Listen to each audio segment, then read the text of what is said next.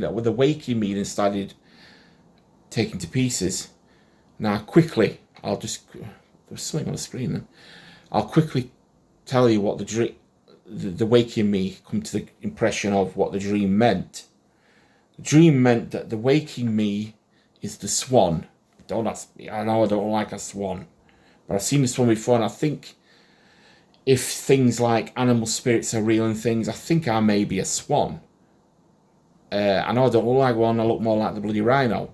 But what I'm saying is, I think I may be a swan, because the swan was in a place that I felt emotionally was being bitten by pain all the time. I put myself into that place by being on the grass and dwelling amongst things that were opening me up to an attack. I'd been attacked at some point in real life by pain. The pain was the result of the attack, being bitten. And now what I had to do was regain my place in the sky and power up to be embraced by God again, for him to say, don't forget, I'll always love you. You've nothing to fear. One day, you'll be in bliss again with me. But for now, I'm going to send you back down again where you need to be, with the power of realization that you're the most beautiful human being I've ever created, and you all are. Right? And he set me down, he gave me the power. In the dream was gravity. In real life, I was going to be saved. And bear in mind, while I'm realizing this, I'm still in pain with depression. But in the real me was being told that's what I needed to do. I needed to climb. And because of depression, the way it works, it numbs your logic and things. I thought that meant, right, yeah, work harder. So I started working harder, thinking, if I work hard, I'll lift myself up into a new realm. And stupid, I'm so stupid. From the past times I've been saved and held and embraced again by God, I've always realised it's nothing to do with what I can do. It's to do with just spending time with God, opening up and asking him to give me peace. Because I'm sorry for saying the Bible, I know a lot of people get offended with all this stuff like that, but in the Bible it says that he promises you, if you seek him, he will not let you suffer too much. He will not give you too much that you can't handle, and he will give you peace when you need it.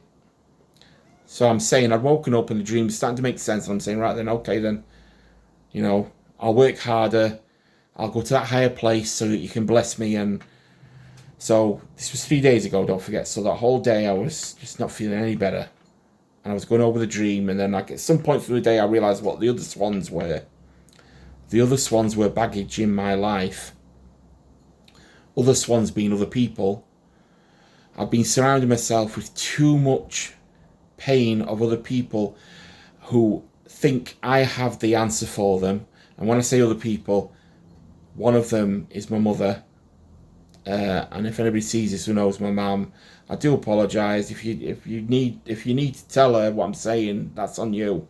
But my mum is going through her own pain, and she thinks I'm the answer to it. And when I say to her, look, I've said, look, I'm not well enough, ma'am, to be dragged back into my past, because it's hard enough for me to live through the things in my life.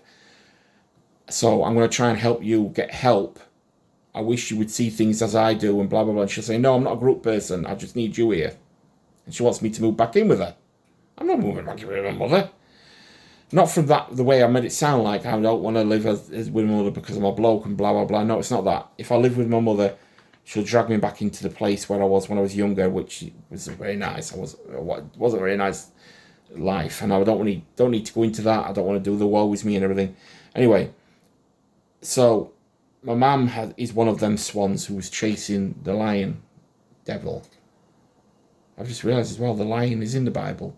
The devil is described as a lion, stalking people at will, people who are open to attack.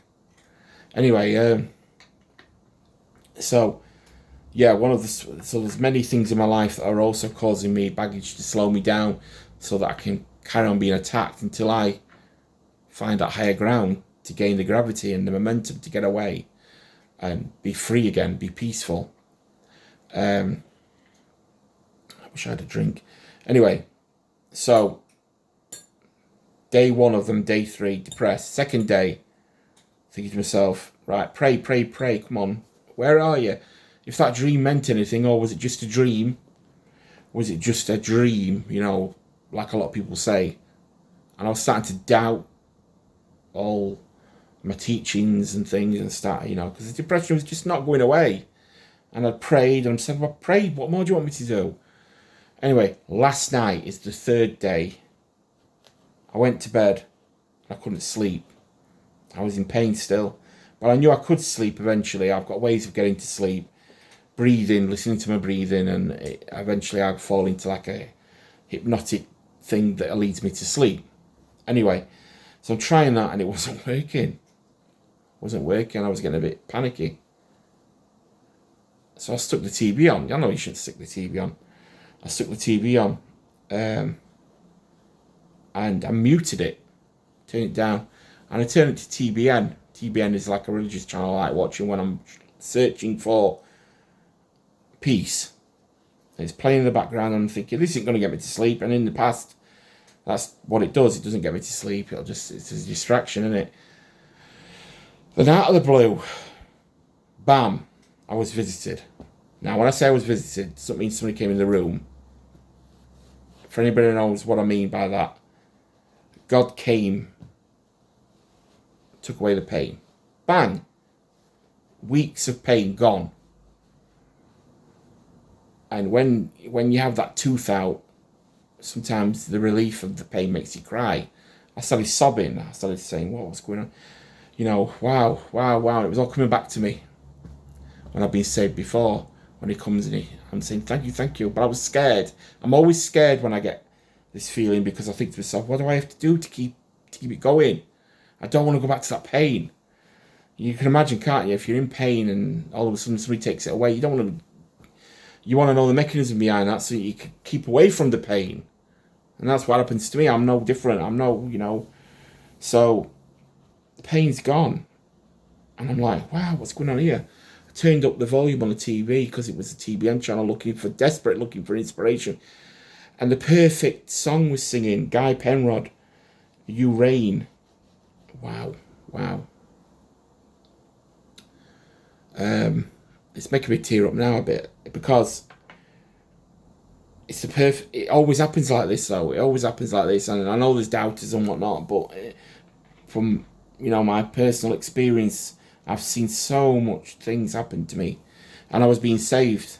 Last night, and the music playing, and this was like 2-3 o'clock in the morning. Still not tired. It's so unusual. It was because last night was the night he was coming to fulfill my prayers, which I'd been accruing since the dream and just before, saying, please help me. But he wanted me to mean it, and I had meant it, and I was starting to break the sin that I'd been building up, and I was starting to show him that I really needed him, not just saying it. I'd done away with everything, all the things that I thought give me happiness, and I got to that point in my life where I was an open book, and I was open for him. And he'd come to me last night. He saved me. The music started playing, and I was wide awake. It was like a party where I was the person of interest at the party. I was being saved, and it was beautiful. Anyway, I'll cut the story short there. I don't want to go on and bore people. So I got up, 5:30 it was. I got up, had my breakfast, sat there, and every other day for the past weeks, everything's grey. It'd gone. Everything was starting to feel grey again. You can't imagine how. If I could ever explain it to somebody, I'd just say, if you can, try and get there, because if you're ever depressed, you can beat it. Anyway, I eventually got to sleep. Woke up this morning, remembered what had happened last night, almost having to pinch myself. Every time he comes to visit me, I'm blown away. It's the most amazing thing. And anybody who knows, anybody who's had this experience or kind of this experience will know what I mean. I don't need to explain it to them. When he comes into your life and he helps you out with these promises he's give you, I think it's the Holy Spirit that comes. But the Holy Spirit is obviously a person as well. Don't ask me to explain that. I don't know. But you just got to trust, and yeah, if something works for you, trust it. Don't ignore it. You know, if you're a avid scientist who doesn't believe in God and things like that, and yet you suffer from depression, if all of a sudden something helps you, you do it, don't you? Unless it's drugs, because you know that leads to the wrong place and it doesn't work no more.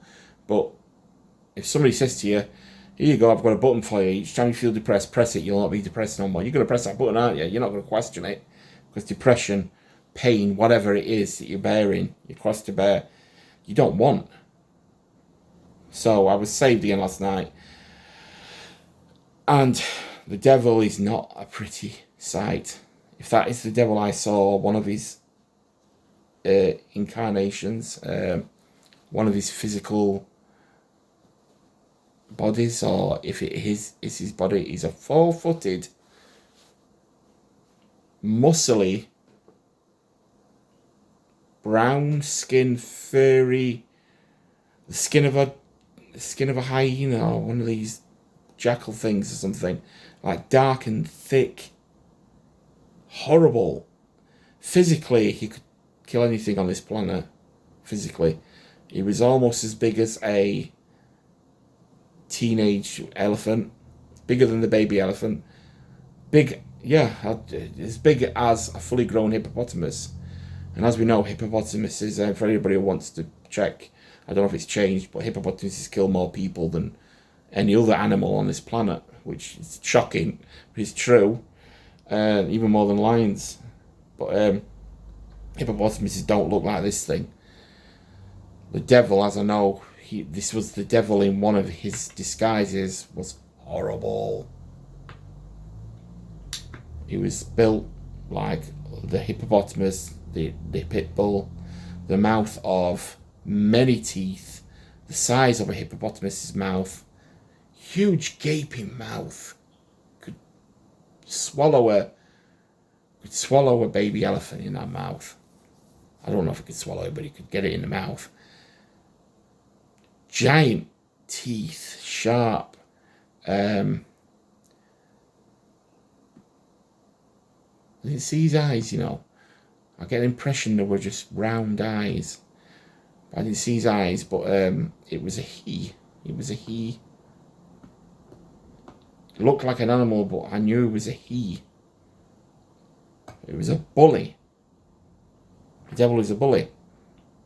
And if I'm right, you know, if I'm right, or if I'm wrong, whatever, if you're gonna, if you allow me to say, if I'm right and that was the devil, he's out there bullying us on a mind level, on an invisible physical level. You can't see him.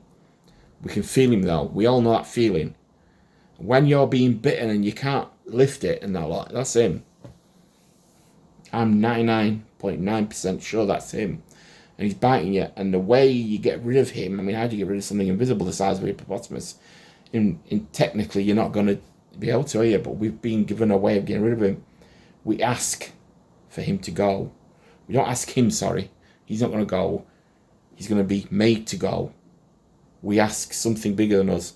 Please, I'm only human. I'm not able to deal with this pain. I'm not built to deal with this pressure, this depression. I'm not built for it. And it's getting too much for me. And you've promised if I ask for help, and I mean it, you'll help me. And he helped me.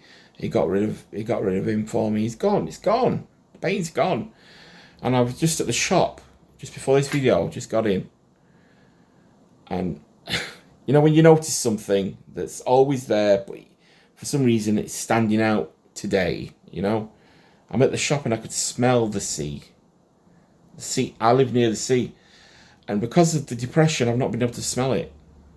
Because my brain's been not allowing me to be able to function properly, not move properly, not do things, not depression. It keeps you in one place, it keeps you immobile.